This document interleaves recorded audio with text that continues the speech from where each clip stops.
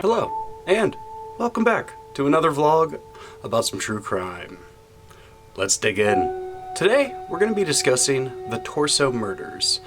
These took place in Cleveland, Ohio, the land of the burning lake. These took place between the years 1934 and 1938.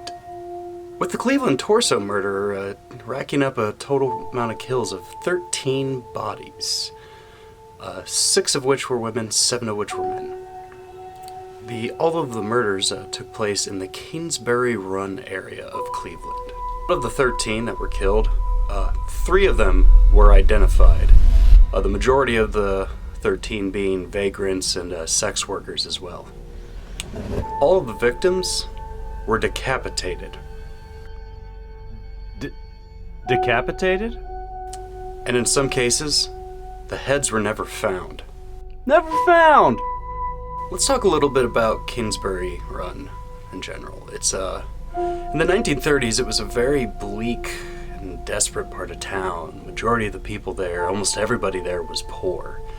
You know, it really just was a real downtrodden place.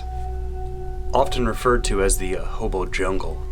Just east of Kingsbury Run was a place called the Roaring Third.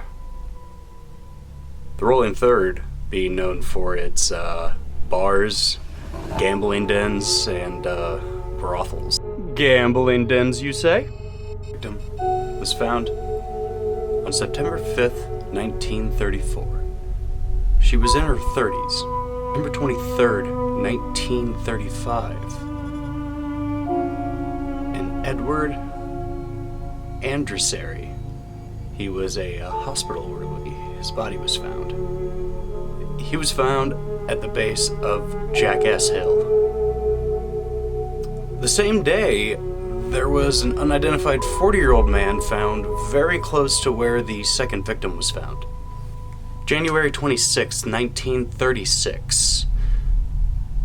The fourth victim, a Florence Palaio, was found dismembered and wrapped in newspaper in 2 separate baskets. Palaio was a barmaid, a waitress, as well as a sex worker. The 5th victim's head was found wrapped in a pair of trousers in Kingsbury Run. The rest of him was found a day later. July 22nd, 1936, the 6th victim was found in the woods near Clinton Road. The body also had appeared to have been dead for 2 months. September 10th, 1936. The 7th victim was found near some train tracks. Coroner's report said that the stroke was one made with confidence and efficiency. It was done in one clean stroke. This guy's efficiency rate is something out of a horror movie. And it seems the cops from one too.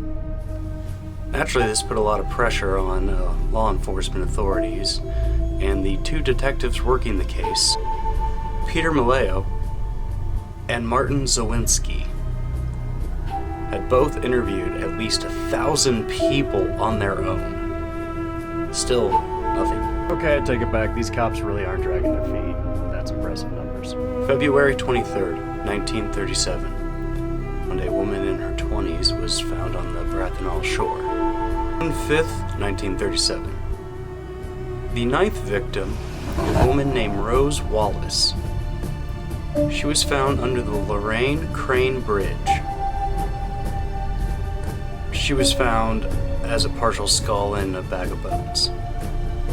July 6th, 1937. A man was found in the Cuyahoga River. Heart and his abdominal organs had been removed. April and May of 1938. Parts of the 11th victim were found again in the Cuyahoga River. With the murders ongoing, the mayor, Harold Burton, decided he needed to light a fire, and that fire was going to be under Elliot Ness. You mean the guy that Kevin Costner played?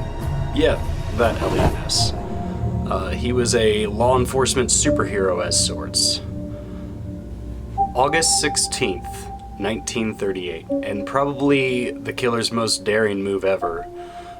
Victims 12 and 13 were found in full display of Elliot Ness's window.